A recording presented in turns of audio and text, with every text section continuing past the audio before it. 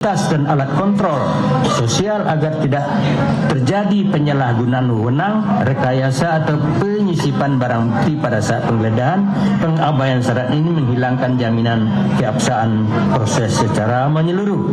Bahwa secara fakta tindakan penggeledahan dilakukan oleh termohon 1 didasarkan pada surat perintah penggeledahan nomor DAH 3006 tanggal 6 Juli 2026 yang berbeda dengan penetapan izin penggeledahan dari Pengadilan Cibinong nomor 26.B garis besar geledah garing 2006 PN Cibinong yang diterbitkan atas dasar surat perintah penggeledahan SPDA nomor 2934 garing 7 Romawi Polda Metro Jaya tertanggal 8 Juli 2006 yang sama sekali tidak memuat identitas nama-nama petugas yang ditugaskan serta tidak mencantumkan alamat lokasi objek penggeledahan di wilayah hukum Pengadilan Negeri Cibinong yang melampaui wilayah yurisdiksi termohon 1, bahwa tindakan penggeledahan termohon 1 nyata-nyata telah melanggar pasal 113 ayat 2 junto pasal 114 KUHP dikarenakan surat perintah tugas penggeledahan yang digunakan termohon 1 tidak memuat nama-nama petugas yang ditugaskan serta tidak mencantumkan alamat lokasi objek penggeledahan secara spesifik sehingga seluruh tindakan penggeledahan yang dilakukan adalah cacat prosedur dan tidak sah. 7. Tidak ada berita acara penggeledahan yang sah dan tidak disampaikan kepada pemohon. Bahwa setiap penggeledahan wajib dituangkan dalam berita acara penggeledahan yang ditanggal dan ditandatangani oleh penyidik, tersangka atau keluarganya serta kepala desa garing lurah atau saksi dan turunannya wajib disampaikan kepada pemilik garing penghuni rumah yang bersangkutan. Bahwa baik pemohon maupun pemilik rumah tidak pernah menerima berita acara penggeledahan maupun surat perintah atau izin penggeledahan.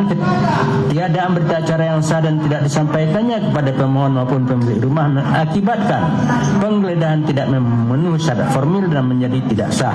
Bahwa tindakan penggeledahan yang dilakukan oleh penyidik garing termohon 1 merupakan bentuk upaya paksa yang secara langsung mereduksi hak asasi manusia dan kehormatan sebagai tempat tinggal oleh karena sifatnya yang membatasi hak konstitusional tersebut, maka berdasarkan asas due process of law setiap syarat formil dan prosedur yang tidak diatur oleh undang-undang wajib dipenuhi secara mutlak.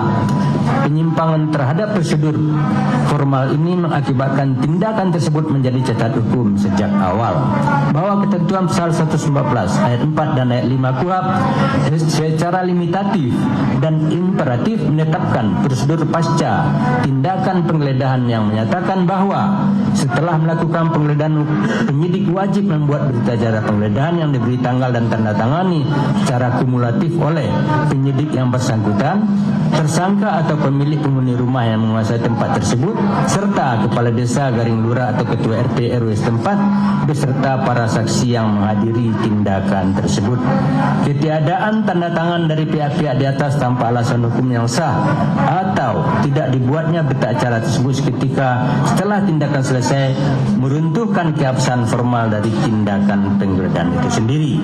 Bahwa kewajiban untuk menyampaikan turunan berita acara penggeledahan beserta dokumen pendukung surat perintah izin penggeledahan kepada pemilik atau penghuni rumah dalam waktu segera merupakan perintah undang-undang.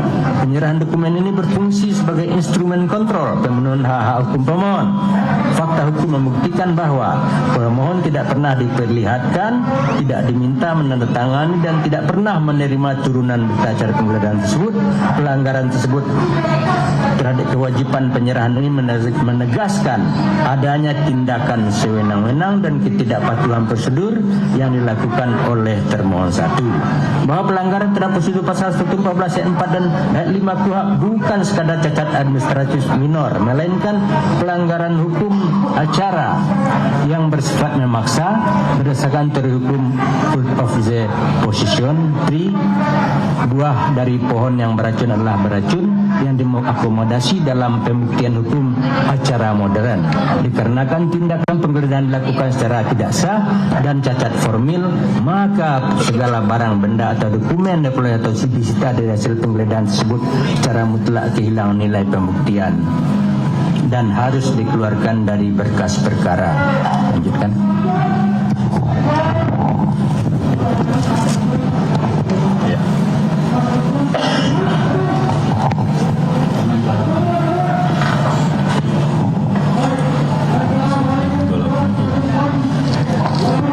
kami lanjutkan halaman 28 yang mulia. 8. Penggeledahan terhadap pemohon tanpa izin Jaksa Agung. Bahwa mengingat pemohon adalah pejabat pada Kejaksaan Agung Republik Indonesia, terhadap tindakan hukum yang menyangkut pemohon dalam kaitan dengan pelaksanaan tugasnya berlaku ketentuan khusus yang menyaratkan izin atau persetujuan Jaksa Agung sebagaimana diatur pada pasal 8 ayat 5 Undang-Undang tentang Kejaksaan, dan seterusnya dianggap dibacakan. Bahwa aturan mengenai syarat izin Jaksa Agung dalam pasal 8 ayat 5 Undang-Undang Kejaksaan adalah aturan yang bersifat lex spesialis atau khusus yang bertujuan menjaga marwah, independensi dan stabilitas institusi penegak hukum dari potensi kriminalisasi atau intervensi luar dalam pelaksanaan tugasnya. Bahwa putusan MK nomor 55 tahun 2013 menyatakan keharusan izin Jaksa Agung bertujuan mencegah aparat penegak hukum bertindak semena-mena terhadap jaksa, menjaga harkat dan martabat jaksa sebagai profesi penegak hukum, serta menjamin jaksa dapat menjalankan tugasnya dengan baik. Karena itu putusan tersebut menilai norma tersebut wajar, bukan diskriminatif dan bukan pembedaan perlakuan. Bahwa putusan Mahkamah Konstitusi nomor 15 dan seterusnya tanggal 16 Oktober 2025 telah menegaskan bahwa syarat izin Jaksa Agung tidak berlaku secara mutlak, bukan imunitas absolut, melainkan dapat dikesampingkan sepanjang seorang jaksa berdasarkan bukti permulaan yang cukup disangka telah melakukan tindak pidana korupsi. Dengan demikian izin Jaksa Agung menjadi tidak diperlukan hanya apabila telah terpenuhi terlebih dahulu adanya bukti permulaan yang cukup atas dugaan tindak pidana korupsi. Bahwa dengan kata lain putusan MK nomor 15 justru menempatkan bukti permulaan yang cukup sebagai syarat konstitusionalitas yang harus dipenuhi lebih dahulu sebelum syarat izin Jaksa Agung dapat dikesampingkan. Sehingga selama syarat bukti permulaan yang cukup tersebut belum terpenuhi, ketentuan pasal 8 ayat 5 Undang-Undang 11 tahun 2021 tetap berlaku dan izin Jaksa Agung tetap menjadi keharusan. Bahwa faktanya pada saat termohon 1 melakukan penggeledahan terhadap rumah keluarga pemohon, belum ditemukan adanya bukti permulaan yang cukup yang menunjukkan pemohon disangka melakukan tindak pidana korupsi. Dengan tidak terpenuhinya syarat bukti permulaan yang cukup sebagaimana dimaksud pada putusan MK nomor 15, maka pengecualian terhadap izin Jaksa Agung tidak dapat diberlakukan, sehingga menjadi keharusan bagi termohon 1 untuk terlebih dahulu memperoleh izin Jaksa Agung dan pada saat akan melakukan penggeledahan terhadap rumah keluarga pemohon. Bahwa perbuatan yang disangkakan kepada pemohon secara tegas dikonstruksikan termohon 1 sendiri sebagai perbuatan dalam penanganan hukum oleh oknum pegawai negeri atau penyelenggara negara terhadap PT Asabri Persero sebagaimana tertuang dalam surat penetapan tersangka Estap 02 tanggal 10 Juli 2026. Dengan demikian, menurut konstruksi termohon sendiri, perbuatan Aqua berkaitan langsung dengan pelaksanaan tugas dan fungsi pemohon selaku jaksa dalam penanganan perkara, sehingga syarat izin Jaksa Agung menurut pasal 8 ayat 5 Undang-Undang nomor 11 tahun 2021 mutlak berlaku. Bahwa demosi pemohon dari jabatan struktural sama sekali tidak menghapus berlakunya ketentuan tersebut. Oleh karena itu pemohon hingga saat ini masih berstatus sebagai jaksa dan aparatur sipil negara pada Kejaksaan Republik Indonesia, dan perbuatan yang disangkakan terjadi pada saat pemohon menjabat, sehingga perlindungan prosedural yang melekat pada jabatan tersebut tetap berlaku. Bahwa syarat izin Jaksa Agung bukanlah perisai impunitas, melainkan mekanisme kontrol prosedural yang justru menjaga objektivitas penegakan hukum terhadap sesama aparat sepanjang belum terpenuhi bukti permulaan yang cukup sebagaimana disyaratkan putusan MK nomor 15 tahun 2025. Pengabaian syarat izin Jaksa Agung oleh termohon 1 dan termohon 2 merupakan bentuk pelanggaran hukum acara yang nyata, bahkan merupakan intervensi terhadap proses penegakan hukum yang saat ini dilakukan pemohon terhadap perkara korupsi yang menjadi perhatian publik. Bahwa fakta hukumnya termohon 1 dan termohon 2 telah melakukan penggeledahan dan penyitaan sebelum ada bukti permulaan yang cukup serta belum ada penetapan tersangka terhadap pemohon, tanpa terlebih dahulu memperoleh, menunjukkan maupun melampirkan izin tertulis dari Jaksa Agung Republik Indonesia.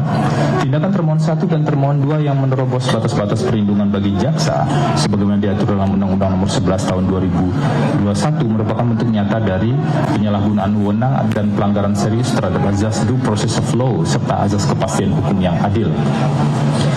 Bahwa dengan demikian penggeledahan yang dilakukan tanpa memperoleh izin Jaksa Agung, sedangkan syarat bukti permulaan yang cukup untuk mengesampingkan izin tersebut belum terpenuhi, menjadi tidak sah dan tidak mempunyai kekuatan hukum yang mengikat.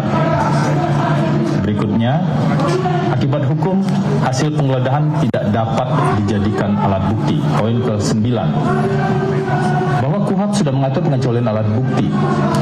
Prinsip exclusionary rule berdasarkan pasal 113 ayat 9, apabila penggeledahan dilakukan tanpa izin yang sah atau persetujuannya ditolak, maka hasil penggeledahan tidak dapat dijadikan alat bukti atau alat bukti yang diperoleh secara tidak sah.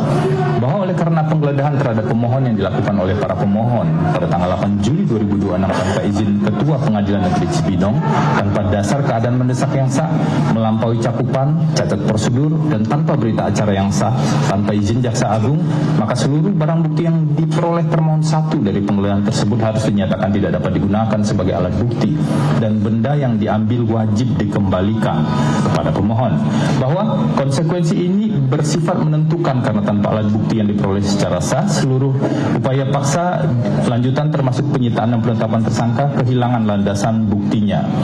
Bahwa berdasarkan seluruh uraian bertahap di atas, upaya paksa penggeledahan oleh termohon terhadap rumah dan bangunan milik keluarga pemohon telah dilakukan secara tidak sah dan melanggar pasal 112 sampai dengan 116 junto pasal 163 ayat 3 huruf D KUHP serta pasal 28G ayat 1 Undang-Undang Dasar Negara Republik Indonesia tahun 1945, sehingga sudah seharusnya dinyatakan tidak sah, tidak mempunyai kekuatan hukum mengikat, dan hasilnya dinyatakan tidak dapat dijadikan alat bukti. Poin kedua, upaya paksa penyitaan. Sudut perintah penyidikan tidak sah sebagai dasar penyitaan. Bahwa penyitaan merupakan upaya paksa yang hanya dapat dilakukan dalam kerangka penyidikan yang sah. Dengan demikian, keabsahan penyitaan bergantung sepenuhnya pada keabsahan surat perintah penyidikan yang menjadi dasar hukumnya.